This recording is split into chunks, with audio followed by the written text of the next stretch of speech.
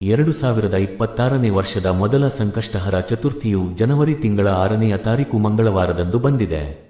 ಮಂಗಳವಾರದ ದಿನ ಸಂಕಷ್ಟ ಚತುರ್ಥಿ ಕೂಡಿ ಬಂದರೆ ಅದನ್ನು ಅಂಗಾರಕ ಸಂಕಷ್ಟಿ ಎಂದು ಕರೆಯಲಾಗುತ್ತದೆ. ಇದು ಸಾಮಾನ್ಯ ಸಂಕಷ್ಟಿಗಳಿಗಿಂತಲೂ ದುಪ್ಪಟ್ಟು ಶಕ್ತಿಯನ್ನು ಹೊಂದಿರುವ ದಿನವಾಗಿದೆ.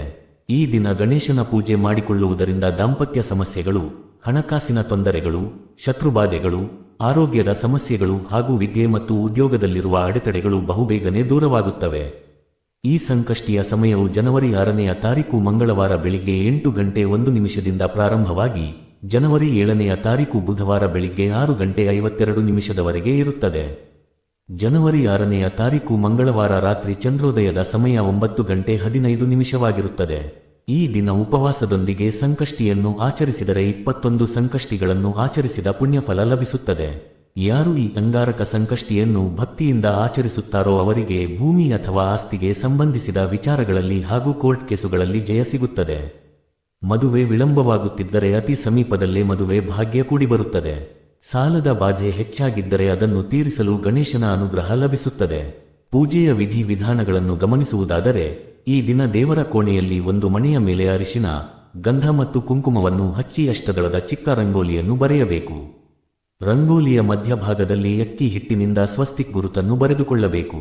ನಂತರ 21 ಸಂಖ್ಯೆಯ ಬಿಳಿ ಎಕ್ಕದ ಎಲೆಗಳನ್ನು ಈ ಮಣೆಯ ಮೇಲೆ ಇಟ್ಟು ಅಲಂಕರಿಸಬೇಕು. 21 ಎಂಬ ಸಂಖ್ಯೆಯು ಗಣಪತಿಗೆ ಅತ್ಯಂತ ಪ್ರಿಯವಾಗಿದೆ. ಈ ಎಲೆಗಳ ಮೇಲೆ ಗಣೇಶನ ಫೋಟೋ ಅಥವಾ ವಿಗ್ರಹವನ್ನು ಪ್ರತಿಷ್ಠಾಪಿಸಬೇಕು.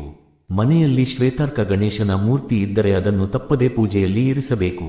ಕೆಂಪು ದಾಸವಾಳ ಅಥವಾ ಕೆಂಪು ಗುಲಾಬಿ ಪುಷ್ಪಗಳಿಂದ ಗಣೇಶನಿಗೆ ಅಲಂಕಾರ ಮಾಡಿ 21 ಗರಿಕೆಗಳನ್ನು ಅರ್ಪಿಸಬೇಕು. ವಿಶೇಷವಾಗಿ ಈ ಅಂಗಾರಕ ಸಂಕಷ್ಟಿಯ ದಿನದಂದು ಬಿಳಿ ಎಕ್ಕದ ಗಿಡದ ಬೇರನ್ನು ಮನೆಗೆ ತರುವುದು ಅತ್ಯಂತ ಅದೃಷ್ಟದ ಸಂಕೇತವಾಗಿದೆ. ಇದರಿಂದ ವಿಶೇಷ ಧನಲಾಭ ಹಾಗೂ ವಿಜಯಗಳು ಲಭಿಸುತ್ತವೆ. ಮನೆಗೆ ತಂದಂತಹ ಬಿಳಿ ಎಕ್ಕದ ಬೇರನ್ನು ನೀರಿನಿಂದ ಶುದ್ಧವಾಗಿ ತೊಳೆದು ಗಂಧ ಕುಂಕುಮದ ಬೊಟ್ಟನ್ನು ಇಟ್ಟು ಒಂದು ಕೆಂಪು ವಸ್ತ್ರದಲ್ಲಿ ಕಟ್ಟಿ ಗಣೇಶನ ಮುಂದೆ ಇಟ್ಟು ಪೂಜಿಸಬೇಕು. ಪೂಜೆಯ ನಂತರ ಈ ಬೇರನ್ನು ಮನೆಯಲ್ಲಿ ಹಣ ಇಡುವ ಜಾಗದಲ್ಲಿ ಅಥವಾ ಲಾಕರ್ನಲ್ಲಿ ಇಡಬೇಕು.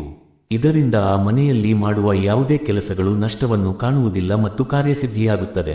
ರಾತ್ರಿ ಚಂದ್ರೋದಯವಾದ ನಂತರ ಚಂದ್ರನನ್ನು ನೋಡುತ್ತಾ ಅರ್ಘ್ಯವನ್ನು ಅರ್ಪಿಸಬೇಕು. ಒಂದು ಚೊಂಬಿನಲ್ಲಿ ನೀರು ತೆಗೆದುಕೊಂಡು ಅದಕ್ಕೆ ಬಿಳಿ ಪುಷ್ಪಗಳನ್ನು ಹಾಕಿ ಚಂದ್ರನನ್ನು ನೋಡುತ್ತಾ ಯಾವುದಾದರೂ ಗಿಡದ ಮುಂದೆ ನಿಂತು ನೀರನ್ನು ಅರ್ಪಿಸಬೇಕು. ಈ ಸಮಯದಲ್ಲಿ ಓಂ ಸೋಮಾಯ ನಮಃ ಎಂಬ ಮಂತ್ರವನ್ನು ಪಠಿಸಬೇಕು. ಒಂದು ವೇಳೆ ಉಪವಾಸ ಮಾಡಲು ಸಾಧ್ಯವಾಗದಿದ್ದರೆ ನಿತ್ಯ ಪೂಜೆಯನ್ನು ಮಾಡುವಂತೆ ಗಣೇಶನನ್ನು ಆರಾಧಿಸಿ ಸಂಕಲ್ಪ ಮಾಡಿಕೊಳ್ಳಬಹುದು. ಪೂಜೆಯ ಸಮಯದಲ್ಲಿ ಓಂ ಗ್ಲೌಂ ಗಣಪತಯೇ ನಮಃ ಎಂದು ಪಠಿಸುವುದು ಅಥವಾ ಸಂಕಟನಾಶಕ ಗಣೇಶ ಸ್ತೋತ್ರವನ್ನು ಕೇಳುವುದು ಬಹಳ ಶ್ರೇಷ್ಠ. ಈ ವ್ರತದ ಮಹಿಮೆಯ ಬಗ್ಗೆ ಒಂದು ಪುರಾಣ ಕಥೆಯಿದೆ. ಹಿಂದೆ ರಾವಣಾಸುರನು ಅಹಂಕಾರದಿಂದ ಮೆರೆಯುತ್ತಿದ್ದಾಗ ಒಮ್ಮೆ ವಾಲಿಯು ಅವನನ್ನು ಹಿಡಿದು ಕಿಷ್ಕಿಂಧೆಗೆ ತಂದು ಕುತ್ತಿಗೆಗೆ ಹಗ್ಗ ಕಟ್ಟಿ ತನ್ನ ಮಗನ ಆಟದ ವಸ್ತುವನ್ನಾಗಿ ಮಾಡಿದನು. ಇದರಿಂದ ನೊಂದ ರಾವಣನು ತನ್ನ ಪಿತಾಮಹ ಪುಲಸ್ತ್ಯರನ್ನು ಸ್ಮರಿಸಿದನು. ಆಗ ಪುಲಸ್ತ್ಯರು ರಾವಣನಿಗೆ ಸಂಕಷ್ಟಹರ ಚತುರ್ಥಿ ವ್ರತವನ್ನು ಮಾಡುವಂತೆ ಸಲಹೆ ನೀಡಿದರು. ರಾವಣನು ಭಕ್ತಿಯಿಂದ ಈ ವ್ರತವನ್ನು ಆಚರಿಸಿದ ಫಲವಾಗಿ ಮಹಾಗಣಪತಿಯ ಅನುಗ್ರಹದಿಂದ ವಾಲಿಯ ಬಂಧನದಿಂದ ಮುಕ್ತಿ ಪಡೆದು ತನ್ನ ರಾಜ್ಯವನ್ನು ಸೇರಿದನು. ಅಷ್ಟು ಶಕ್ತಿಶಾಲಿಯಾದ ಈ ವ್ರತವನ್ನು ಪುಷ್ಯ ಮಾಸದ ಲಂಬೋದರ ಮಹಾಗಣಪತಿ ಸಂಕಷ್ಟಿ ಎಂದು ಕರೆಯಲಾಗುತ್ತದೆ. ಇದನ್ನು ಆಚರಿಸುವ ಎಲ್ಲರಿಗೂ ಗಣೇಶನು ಸಕಲ ಕಷ್ಟಗಳನ್ನು ದೂರ ಮಾಡಿ ಮಂಗಳವನ್ನು ಉಂಟುಮಾಡಲಿ.